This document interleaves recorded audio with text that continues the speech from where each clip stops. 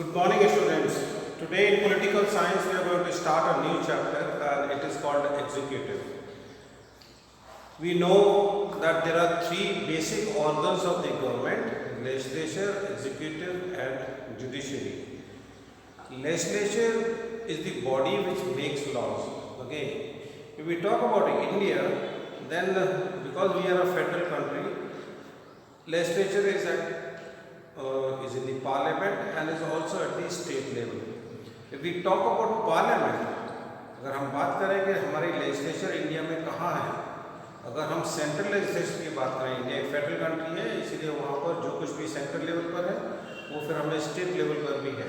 Okay, where जो unitary countries होती हैं या यूनिटरी गवर्नमेंट होती है वहाँ पर एक ही सिस्टम होता है. ओके, अगर हम सेक्टर की बात करें तो इंडिया में जो लेजिस्लेचर है that is parliament. Okay, parliament is the organ which makes the laws. कानून बनते कहाँ पर है? कानून बनेंगे पार्लियामेंट में. पार्लियामेंट क्या है? Parliament is Lok Sabha plus Rajya Sabha plus president भी पार्लियामेंट का ही हिस्सा है कि कोई भी कानून उनके सिग्नेचर के बिना नहीं बन सकता.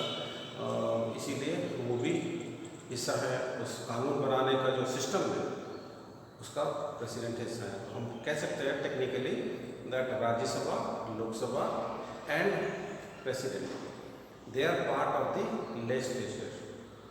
लोकसभा में ज़्यादा मेंबर्स हैं, they are directly elected by the people, तो थोड़ा लोकसभा के काम ज़्यादा होते हैं. ओके, बट वो एग्जीक्यूटिव है. एग्जीक्यूटिव का काम लेजिस्लेचर है. लेजिस्लेचर का काम है to make laws. To legislate का मतलब होता है टू मेक लॉज, कानून बनाना.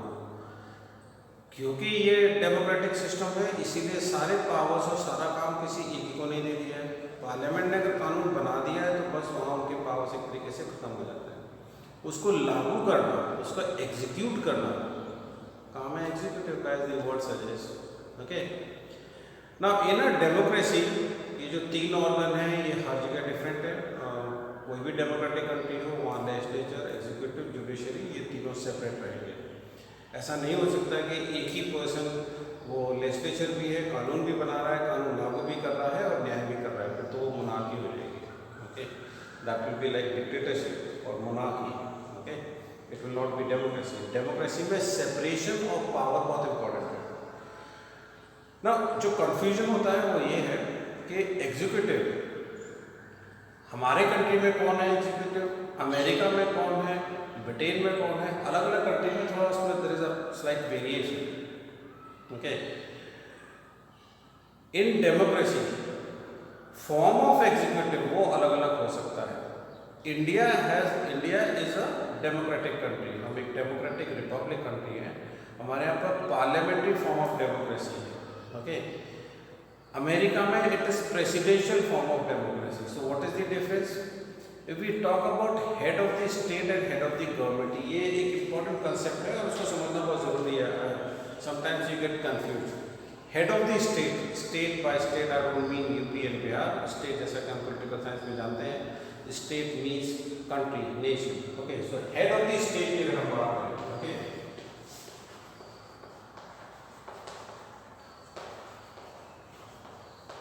In case of India, head of the state is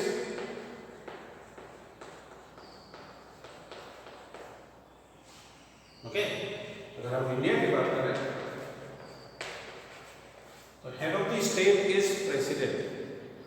if we talk about America, अगर हम अमेरिका की बात करें तो वहां पर हेड ऑफ द स्टेट कौन है? Then America also it is the president who is the head of the state. देश का जो हेड है जिसे हम नंबर 1 सिटीजन कहेंगे, देश का पहला नागरिक जिसे कहेंगे, जो सबसे सीनियर है. Suppose there is any public function, कोई गवर्नमेंट फंक्शन है तो वहाँ पे सीनियर मोस्ट कौन होगा? हम देखते हैं 26 जनवरी को जो परेड होती है, देन लोग आते हैं, मिनिस्टर्स आते हैं, फिर प्राइम मिनिस्टर आते हैं, फिर वाइस प्रेसिडेंट आते हैं और लास्ट में आते हैं प्रेसिडेंट. जब जाते हैं तो प्रेसिडेंट सबसे पहले जाते हैं, then vice president leaves and then prime minister leaves, क्योंकि यही है सीनियोरिटी का लेवल. ठीक है, हर जगह हायरार्किकल सिस्टम होता है. गवर्नमेंट में भी वो जो एक लैडर है जूनियर सीनियर, तो ये उसी को. अगर इंडिया की हम बात करें तो who who is number one, top number one, पहला नागरिक president. That does not mean he has all the powers. Okay, he is the head of the state. देश के वो head है, जैसे head of the family होता है. Okay, now चलो उस concept से you can get confused. But let us stick to this. Head of the state is president in India. But who is head of the government?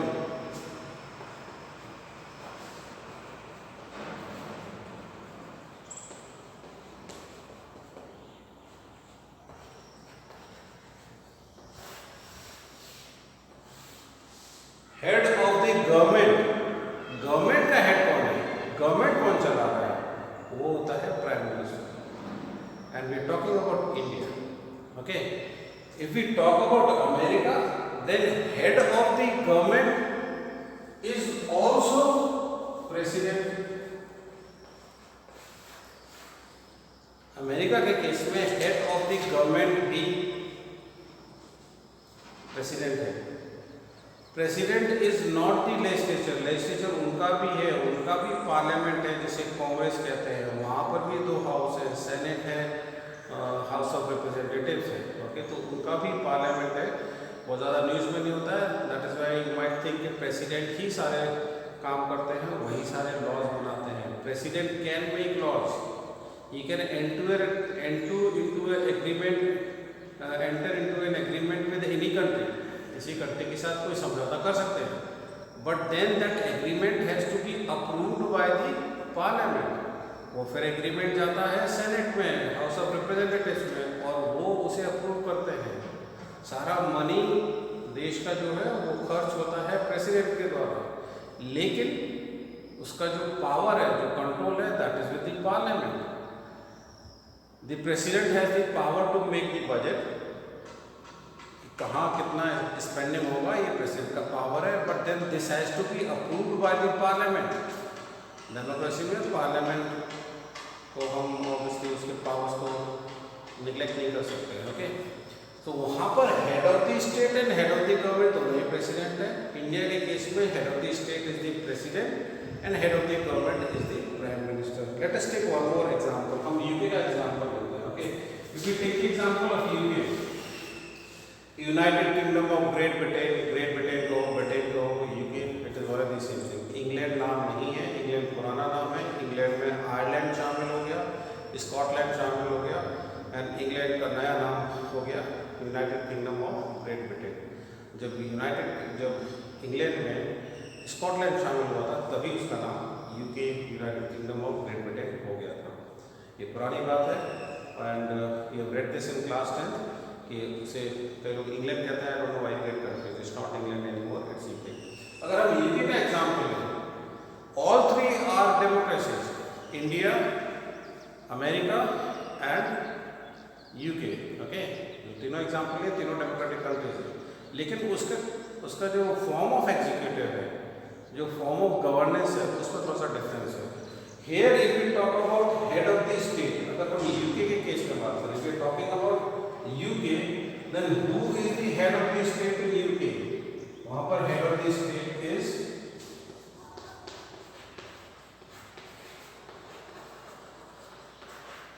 king or queen. वो parliamentary form of democracy है, but it is not a republic. It is not a republic. What is UK? UK is constitutional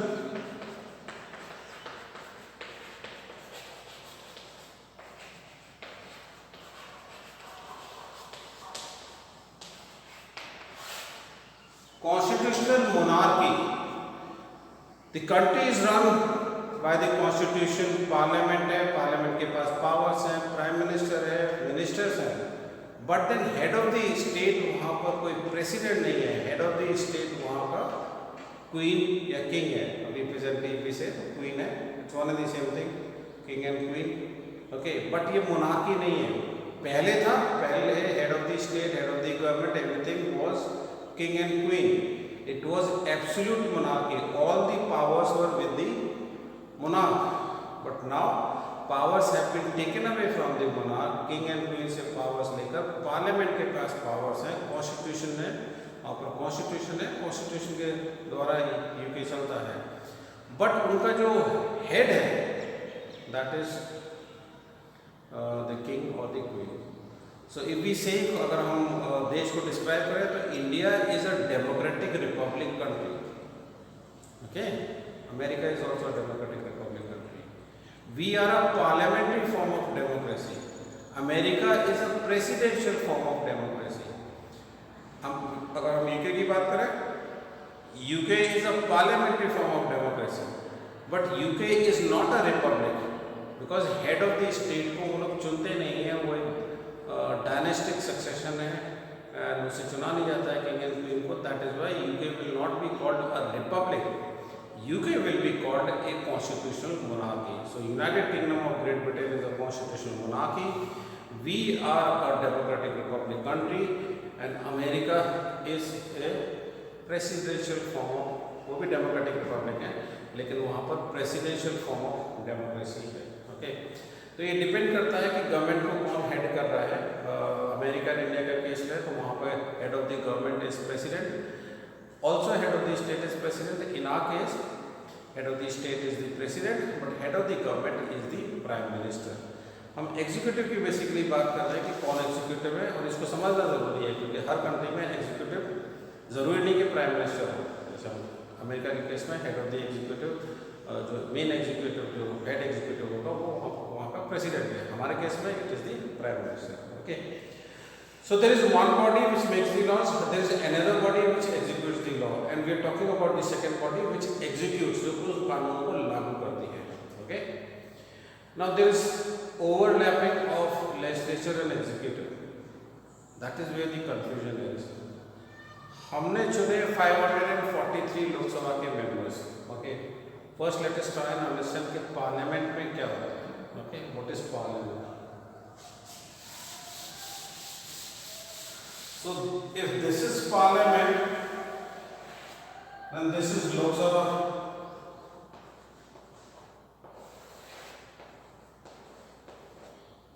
this is Rajya Sabha. Parliament has got two houses. We have got a bicameral legislature, दो house हैं। लोक सभा 543 members, 250 Rajya Sabha. ये permanent house है, इसे upper house बोलते हैं। इसके 1/3 मेंबर्स हर 2 साल में रिटायर होते हैं। यहाँ पर ये 5 साल का टर्म होता है। ऑल 543 मेंबर्स विल, ऑब्वियसली उनका टर्म खत्म हो जाएगा 5 साल के बाद, और फिर 5 साल के बाद फिर इलेक्शन होगा। I told you president also we can place here, but president is also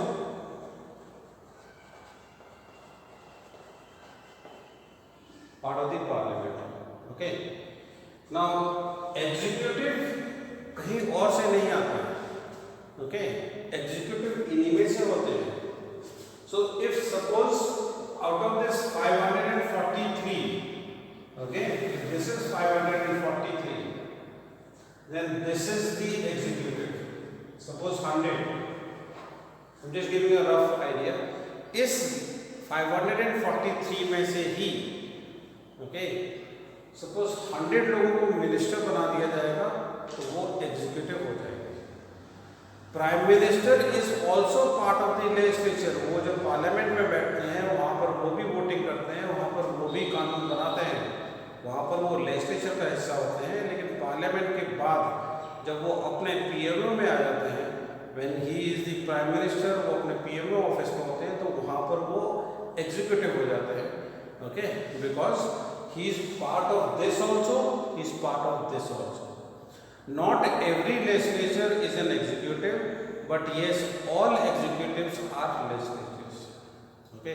executive कहीं अलग से नहीं आते। एग्जीक्यूटिव के 2 फॉर्म है, वो बाद में हम पढ़ेंगे, but I am talking about political executive, जिन्हें हम चुनते हैं, जो कि मेन होते हैं। तो पॉलिटिकल एग्जीक्यूटिव्स कहीं और से नहीं, बल्कि लेजिस्लेचर का ही एक छोटा यूनिट होता है, ओके। अब मैंने ये 100 फिगर लिखा है, ये 120 हो सकता है, 80 हो सकता है, 90 हो सकता है, 60 हो सकता है। इट डिपेंड्स कि देश की ज़रूरत क्या है और कितने मिनिस्टर्स की ज़रूरत है, okay. I think there is a number, जहाँ पर पार्लियामेंट ने एक सीलिंग लगा रखी कि इससे ज़्यादा मिनिस्टर्स नहीं हो सकते हैं, पार्लियामेंट ने नहीं, सुप्रीम कोर्ट का एक ऐसा ऑर्डर है। ओके, नाउ दीज एग्जीक्यूटिव्स, ये पॉलिटिकल एग्जीक्यूटिव्स हैं। जो दूसरे एग्जीक्यूटिव है, जो हम परमानेंट एग्जीक्यूटिव्स कहते हैं, वो अलग है, उनके बारे में भी जानेंगे। Okay, so executive now you know कि कहाँ से आते हैं। हम एग्जीक्यूटिव्स को अलग से नहीं चुनते हैं। एग्जीक्यूटिव्स बेसिकली जो लेजिस्लेचर का हिस्सा होते हैं, उन्हीं में से जो रूलिंग पार्टी होती है उनका जो हेड होता है। ओके, इस 543 में जिसके पास सबसे ज़्यादा स्ट्रेंथ होगी, ये 543 लोकसभा के मेंबर्स जिसको अपना लीडर चुन लेंगे, वो प्राइम मिनिस्टर बन जाएगा और फिर प्राइम मिनिस्टर अपनी टीम चुनता है। और ये टीम जो मैंने 100 लिखा हुआ है, ये उनकी टीम है, 100 मेंबर्स की, 80, 120, 110 मेंबर्स की उनकी टीम होती है। टीम का मतलब है इसमें मिनिस्टर्स होते हैं। मिनिस्टर्स की भी अलग अलग कैटेगरी है। All this you read in class 10। Ministers भी, senior ministers are called cabinet ministers, then we have got minister of state, then we have got minister of state with independent charge. Okay, तो minister of state कौन है? ये again UP and Bihar नहीं है, ये हमने term American constitution से लिया है। वहाँ पे सेक्रेटरी ऑफ स्टेट होते हैं, इसीलिए ये स्टेट वर्ड हमने वहीं से लिया है। और हमारे यहाँ पे minister of state junior minister को कहते हैं, जो कैबिनेट मिनिस्टर के नीचे काम करता है। तो दो तरह के मिनिस्टर्स होते हैं हर मिनिस्ट्री में। हर मिनिस्ट्री में नहीं, मेन मिनिस्ट्री में दो तरह के मिनिस्टर होते हैं। जो सीनियर मिनिस्टर होता है वो होगा कैबिनेट मिनिस्टर। जैसे अगर हम बात करें फाइनेंस मिनिस्ट्री की, तो फाइनेंस मिनिस्ट्री में Nirmala Sitharaman, she is the cabinet minister, and what is his name, Anurag, he is the minister of state. तो दो मिनिस्टर हैं फाइनेंस मिनिस्ट्री में, एक सीनियर मिनिस्टर होता है और एक जूनियर मिनिस्टर होता है। ये मेन मिनिस्ट्री में ज़्यादातर defence, home ministry, foreign affairs, वहाँ पर दो दो मिनिस्टर्स होते हैं। लेकिन जो छोटी मिनिस्ट्री है लाइक फिशरीज, माइनिंग, फॉरेस्ट्री, जो बाकी छोटे मिनिस्ट्रीज हैं, वहाँ पर एक ही मिनिस्टर होता है, मिनिस्टर ऑफ स्टेट। लेकिन वो अकेला काम करता है, इसीलिए उसके आगे लिखा होता है minister of state with independent charge, कि वो इंडिपेंडेंटली काम कर रहा है, उसकी रैंक जरूर है। ये उसी तरह से है कि किसी पुलिस थाने को कोई एक सब इंस्पेक्टर उसका हेड है, किसी का कोई इंस्पेक्टर हेड है, और जो बहुत इंपॉर्टेंट थाना है वहाँ पर हो सकता है एसीपी हेड हो। ओके, लेकिन उनकी सभी हेड है, लेकिन उनकी रैंक अलग है। Okay, so minister of state कई बार कैबिनेट मिनिस्टर के अंडर में काम करते हैं, और हम एक तरीके से उन्हें जूनियर मिनिस्टर्स मानेंगे। लेकिन कई बार मिनिस्टर्स ऑफ स्टेट को छोटी मिनिस्ट्री दे दी जाती है और उन्हें इंडिपेंडेंट चार्ज दे दिया जाता है, that you are free to work independently. आपके ऊपर कोई कैबिनेट मिनिस्टर नहीं है। ये cabinet minister, ministers of state with independent charge और मिनिस्टर ऑफ स्टेट, ये जो तीनों का ग्रुप है, plus the prime minister, that is called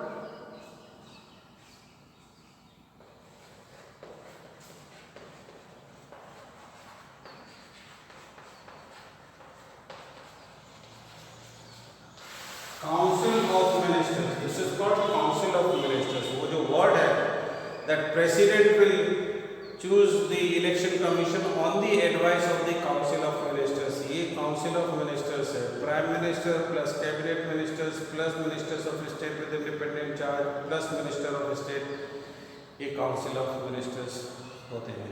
okay, so council is the group and ministers, you know, तो ये डिफरेंट टाइप्स के ministers and उनके जो लीडर है prime minister, they form the this council of ministers is the executive. अगर India की बात करें तो ये काउंसिल ऑफ मिनिस्टर्स ही इंडिया का एग्जीक्यूटिव है, लेकिन ये पॉलिटिकल एग्जीक्यूटिव है। Okay, they are elected by the people. So this is very simple. The executive branch is not just about presidents and prime ministers and ministers. It also extends into the administrative machinery, जिन्हें हम civil servants कहते हैं। ये possible नहीं है कि 70, 80, 100 ministers पूरा देश चला लें। इन्हें भी मिनिस्ट्रीज़ की ज़रूरत है, इन्हें भी बहुत सारे लोगों की ज़रूरत है। अगर डिफेंस मिनिस्टर किसी को बना दिया है तो वो डिफेंस मिनिस्टर अकेले पूरा डिफेंस को नहीं संभाल सकते। You will have a defence ministry and उस मिनिस्ट्री में कई सारे लोग होंगे। तो वो जो मिनिस्ट्री के जो लोग हैं, जो वहाँ पर जो IAS ऑफिसर्स बैठे हुए हैं और जो बाकी जो लोग काम कर रहे हैं उस मिनिस्ट्री में, they are also part of the executive, क्योंकि वो भी वही काम कर रहे हैं। लेकिन वो पॉलिटिकल एग्जीक्यूटिव नहीं है, उन्हें हमने वोट डालकर नहीं चुना है, that is why they will not be called political executive. वो परमानेंट एग्जीक्यूटिव है, गवर्नमेंट